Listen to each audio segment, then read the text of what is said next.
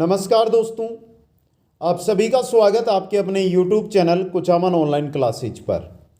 चतुर्थ श्रेणी कर्मचारी भर्ती 2025 53,749 पदों पर जो भर्ती होने वाली है, उसके अंदर विज्ञान के 5 क्वेश्चन आने वाले हैं और ये जो 6 टॉपिक है उनसे जुड़े हुए आज 100 महत्वपूर्ण प्रश्न यहाँ पर लेकर आया हूँ। तो सभी साथी पहले क्वेश्चन से लेकर अंतिम क्वेश्चन तक जरूर अटेंड करें। वीडियो को लाइक, शेयर और चैनल को सब्सक्राइब करें। और होली के इस पावन पर्व पर 9 से 11 मार्च सभी course Kuchaman online classes app के मात्र 99 रुपये में रहेंगे। तो अगर आप चतुर्थ श्रेणी कर्मचारी भर्ती का कोर्स ज्वाइन करना चाहते हैं तो जरूर ज्वाइन करें। पहला क्वेश्चन आपकी स्क्रीन पे देखिएगा। निम्न में से कौन सा रासायनिक परिवर्तन का उदाहरण है वो आपको बताना है। तो देखिए, प्रिज्म से गुजरने पर सफेद प्रकाश का 7 रंगों में विभक्त हो जाना, सब्जियों को पकाने पर उनका मुलायम हो जाना, ये क्या आपका रासायनिक परिवर्तन का उदाहरण है। नेक्स्ट क्वेश्चन है, निम्न में से कौन सा भौतिक परिवर्तन का उदाहरण है। भौतिक परिवर्तन, पानी का उबलना।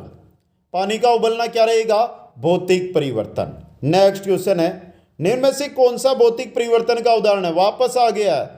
तो देखिए, कागज का जलना, पेड़ का काटना, जल का बर्फ बनना। दिए गए सभी विकल्प ऑप्शन डी सही रहेगा। लेकिन बता दूं, कागज का जलना ये रासायनिक परिवर्तन में है। ये किस में आएगा, रासायनिक परिवर्तन में। बाकी ये दोनों उदाहरण आपके, ये दोनों के दोनों उदाहरण भौतिक परिवर्तन के उदाहरण हैं।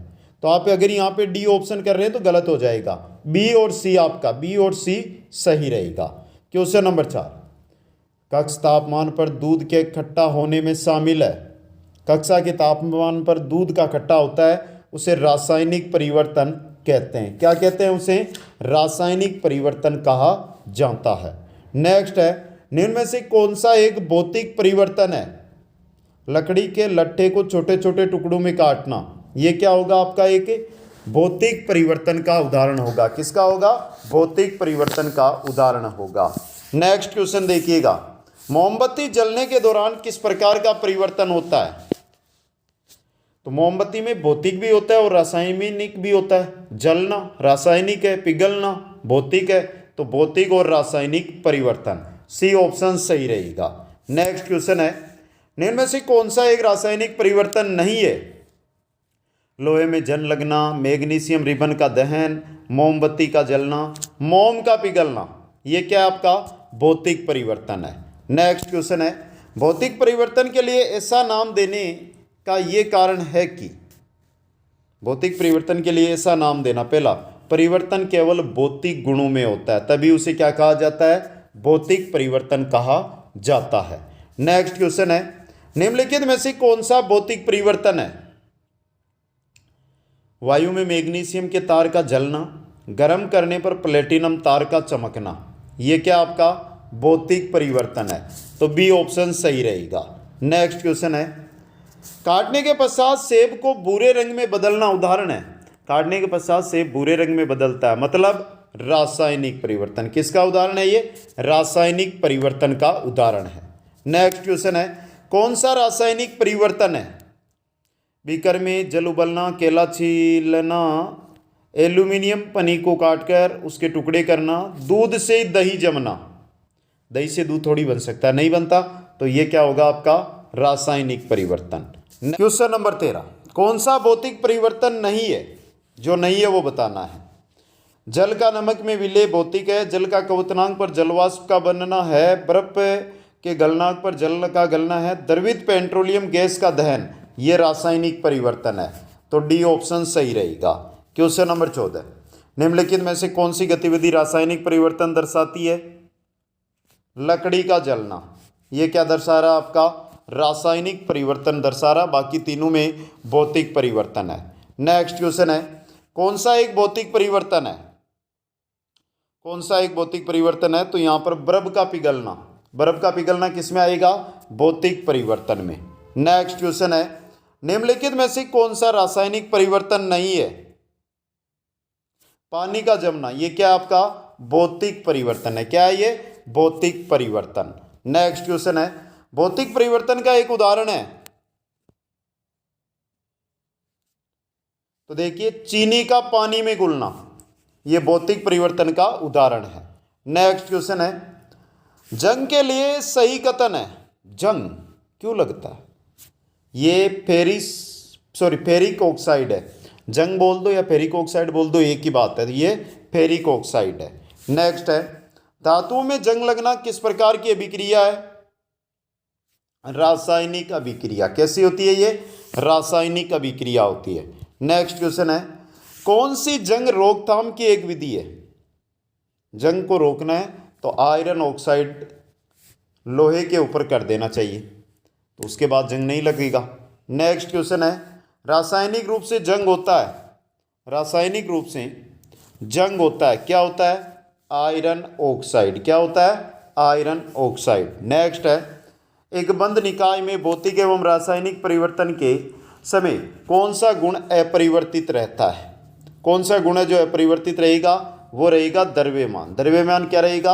अपरिवर्तित रहेगा। नेक्स्ट क्वेश्चन देखिएगा। नेक्स्ट है, कौन सा रासायनिक परिवर्तन प्रस्तुत करता है?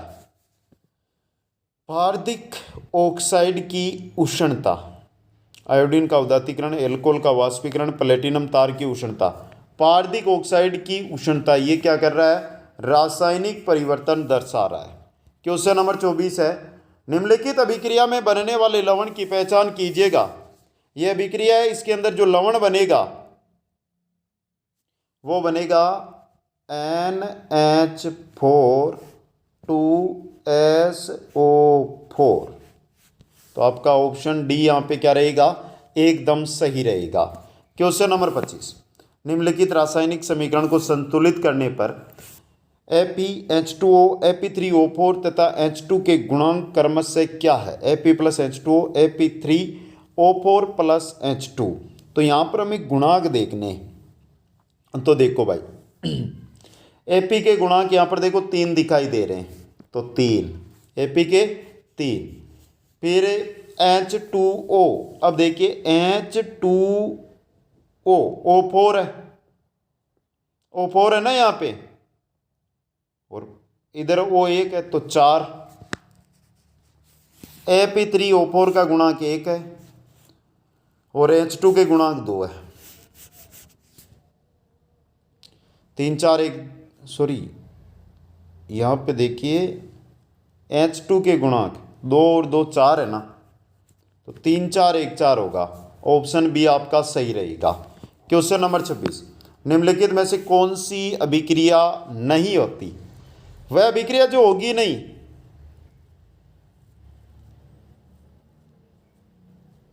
तीसरी वाली, यह अभिक्रिया नहीं होती है। वैसे तो लिखने को हम कुछ भी लिख सकते हैं, लेकिन अभिक्रिया भी तो होना क्या होती है? जरूरी होती है।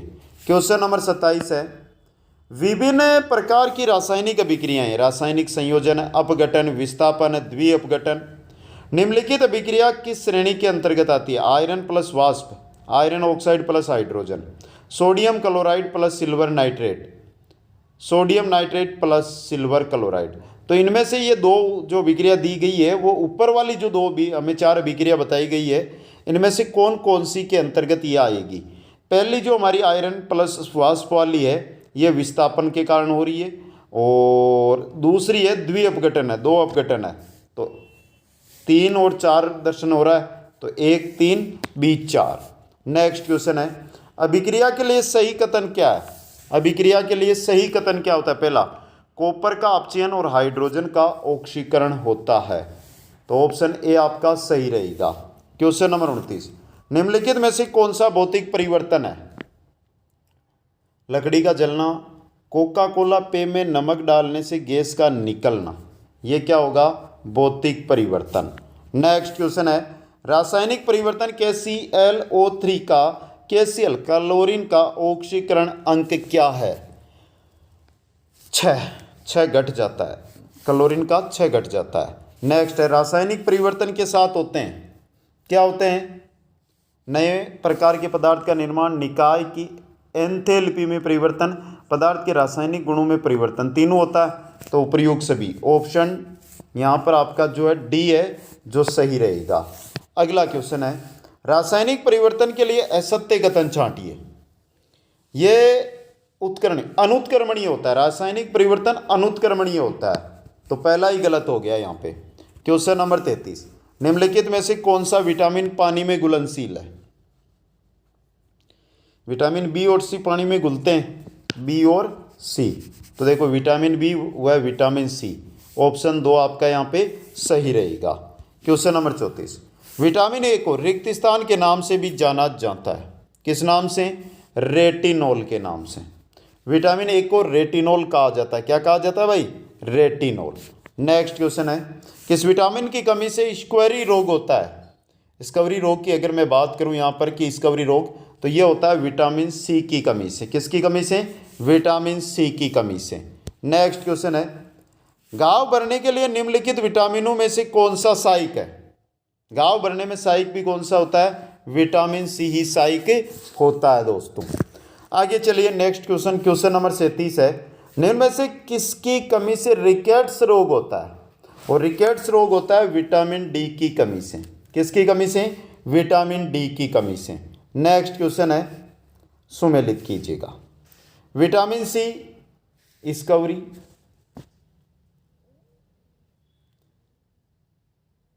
फोलिक अम्ल, रक्त अवलुप्तता, विटामिन ए से रतौंदी और विटामिन B1 से बेरी बेरी। तो भाई 4 3 1 2, ऑप्शन ए देखिए, 1 नंबर ऑप्शन है वो आपका यहाँ पे सही रहेगा। अगला क्वेश्चन है, बहुत अच्छा क्वेश्चन है, निम्नलिखित में से कौन सा युग्म सही सुमेलित नहीं है? रेटिनॉल, जीरोप्थेलमिया, टोकोफेरोल, बेरी बेरी, ये गलत है आपका, ऑप्शन बी यहाँ पे गलत है। नेक्स्ट क्वेश्चन, कौन सा विटामिन उष्मा द्वारा आसानी से नष्ट हो जाता है? उष्मा द्वारा आसानी से नष्ट होता है वो है एस्कॉर्बिक एसिड। कौन सा होता है? Ascorbic acid. नेक्स्ट है, किसके द्वारा आनुवांशिकता के विज्ञान को आनुवांशिकी कहा गया? किसके द्वारा कहा गया था? डब्ल्यू वाटसन के द्वारा, डब्ल्यू वाटसन के द्वारा। नेक्स्ट क्वेश्चन, आनुवांशिकता का अध्ययन जीव विज्ञान की किस शाखा के अंतर्गत किया जाता है? किसमें किया जाता है? जेनेटिक्स में। किसमें? जेनेटिक्स के अंदर अध्ययन किया जाता है। नेक्स्ट क्वेश्चन है, मेंडल ने अपने प्रयोगों के लिए किस पौधे का चयन किया था? मटर का पौधा। किसका पौधा? मटर का पौधा। तो फिर सुन लीजिए, 9 से 11 मार्च, 9 से 11 मार्च सभी कोर्स मात्र 99 रुपये में रहेंगे। तो ये 3 दिन अगर चूक गए तो फिर जो हजारों रुपये के कोर्स होते हैं उनसे आपको हाथ धोना पड़ सकता है, इसलिए मात्र 99 रुपये में रहेंगे, जाकर आप ज्वाइन जरूर करना। नेक्स्ट क्वेश्चन है, निम्नलिखित में से कौन सा लक्षण हरे मटर में मेंडल के 7 विषम लक्षणों का भाग नहीं है? कौन सा नहीं है? पहला, चिकना व खुरदरा तना, पहला ही नहीं है, ऑप्शन ए आपका सही रहेगा। नेक्स्ट क्वेश्चन है, डीएनए की संरचना के द्विकुंडली मॉडल हेतु एक्स किरण विवर्तन के आंकड़े दिए गए, किसके द्वारा? फ्रांसिस क्रिक द्वारा, फ्रांसीसी थे क्रिक, उनके द्वारा दिए गए थे। नेक्स्ट क्वेश्चन देखिएगा, आनुवांशिकी की भौतिक एवं क्रियात्मक इकाई है वो होती है जीन। क्या होती है? जीन दोस्तों। क्वेश्चन नंबर 47, आनुवांशिकी के जनक किसे कहा जाता है? ग्रेगर जॉन मेंडल को, ग्रेगर जॉन मेंडल को। क्वेश्चन नंबर 48, वंशागति के नियमों के अध्ययन को क्या कहते हैं? आनुवंशिकी। क्या कहते हैं? आनुवंशिकी। क्वेश्चन नंबर 49, निम्नलिखित में से कौन सी विशेषता मटर के पौधे में अप्रभावी होती है? कौन सी विशेषता होती है?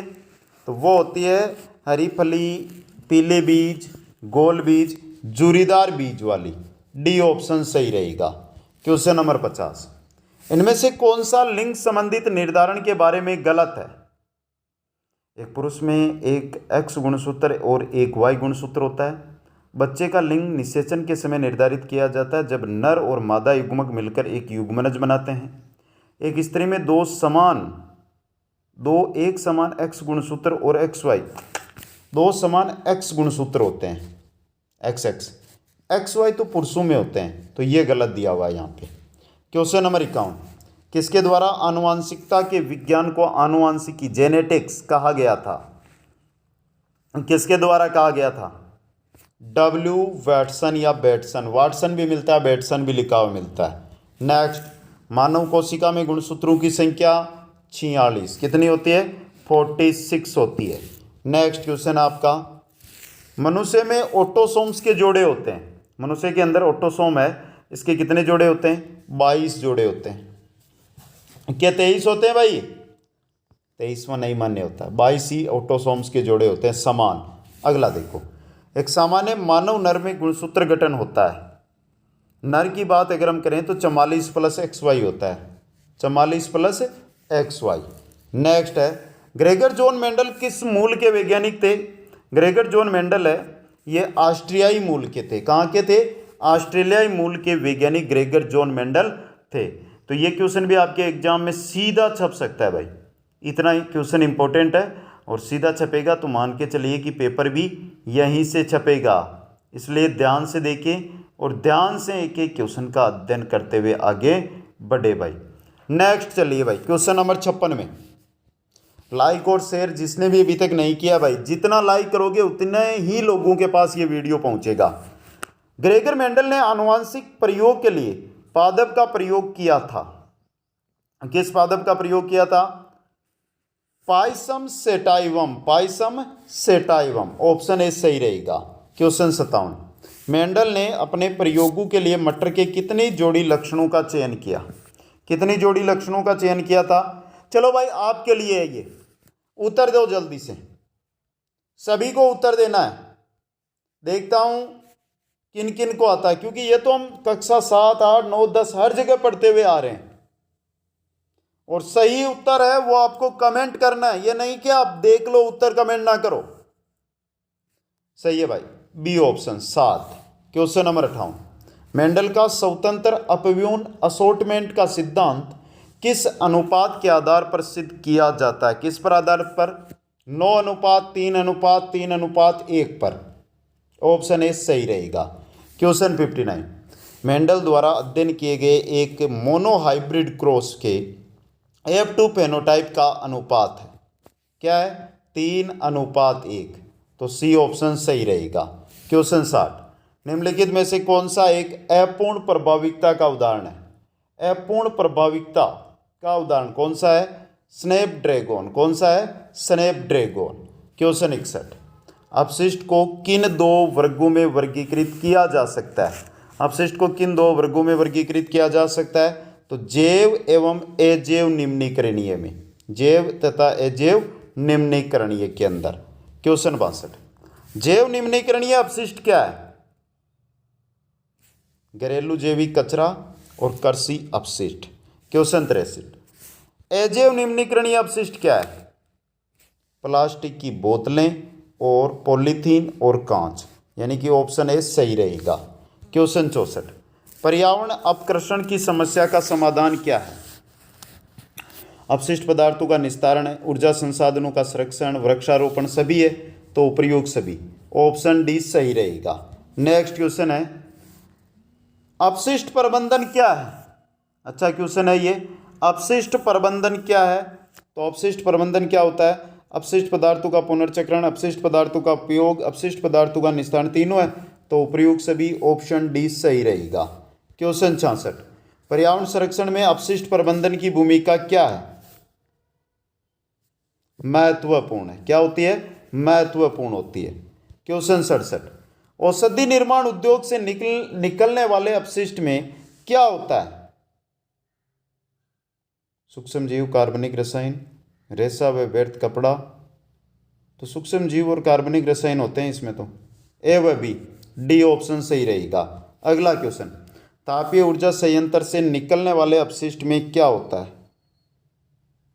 सिलिकेट, लोह ऑक्साइड होता है, कार्बनिक रसायन नहीं होता है, अधजलीय कार्बन होते हैं, तो ए व सी, ए व सी, तो ऑप्शन डी सही रहेगा।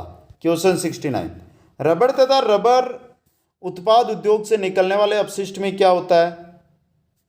उच्च क्लोराइड। क्या होता है? उच्च क्लोराइड। नेक्स्ट है, उद्योगों से निकलने वाले अपशिष्ट में क्या होता है भाई? रासायनिक पदार्थ, धातु के टुकड़े, ज्वलनशील पदार्थ, यानी उपयुक्त सभी, ऑप्शन डी सही रहेगा। क्वेश्चन 71, भारत के नगरों में कूड़ा करकट का लगभग कितना प्रतिशत राख, मिश्रित पदार्थ एवं कार्बन के रूप में होता है?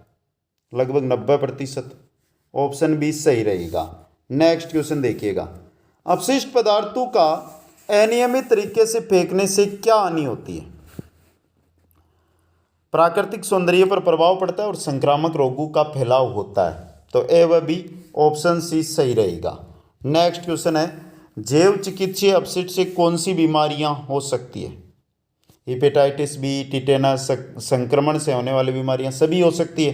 तो उपयुक्त सभी, ऑप्शन डी सही रहेगा। नेक्स्ट क्वेश्चन है, पॉलीथीन कचरा जलाने से कौन सी विषैली गैस उत्सर्जित होती है? कार्बन मोनोऑक्साइड, कार्बन डाइऑक्साइड, डाइऑक्सिस सभी।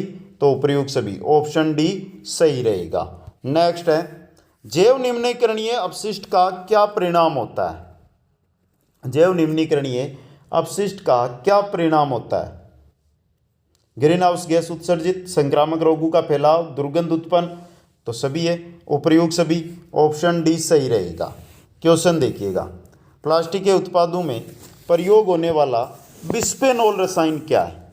बिस्फेनोल रसायन है, लीवर एंजाइम को असंतुलित करता है, मधुमेह को बढ़ावा देता है। तो ए व बी, ऑप्शन सी सही रहेगा।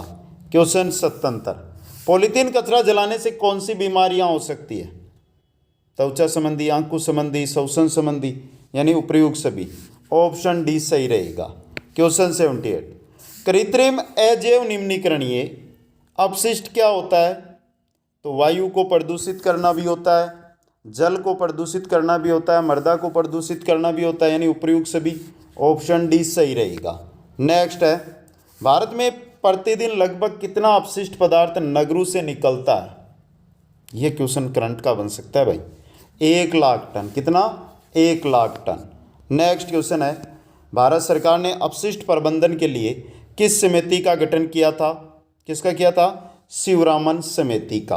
तो ऑप्शन सी सही रहेगा। ये थे 80 क्वेश्चन, 100 का बोला लेकिन 80 ही क्वेश्चन आपके लिए हैं। बाकी इसी प्रकार एग्जाम तक आपके पास मैं 700 क्वेश्चन लेकर आऊँगा, जिनसे बाहर आपके 5 क्वेश्चन नहीं जाएंगे। तो चतुर्थ श्रेणी कर्मचारी 53,749 पदों पर, और उनमें अगर आप नौकरी की सफलता फाइनल करना चाहते हैं तो चैनल को सब्सक्राइब, वीडियो को लाइक और शेयर और कमेंट करके बता दें कि आज के क्वेश्चन आपको कैसे लगे। सभी साथियों को धन्यवाद। जय हिंद, जय भारत, जय जय राजस्थान।